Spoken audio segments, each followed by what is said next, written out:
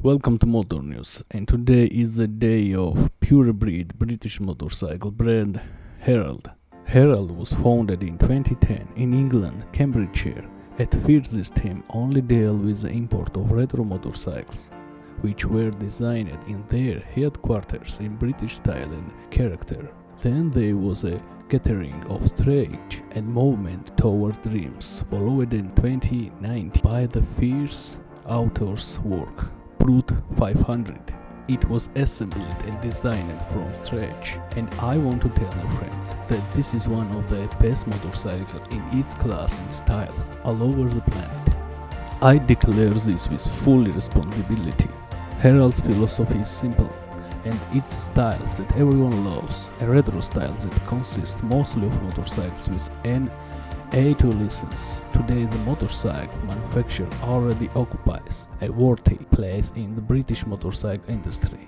British charismatic and grotesque style, and at the same time the most fun for everyday riding. Yes, this is not Triumph. They are not Norton, but they have all the prerequisites to become a leading global brand. I believe in teams that even remind me of the Apple of the age of Steve Jobs, which like the first steps looked like a big arena. If I'm wrong, please correct me.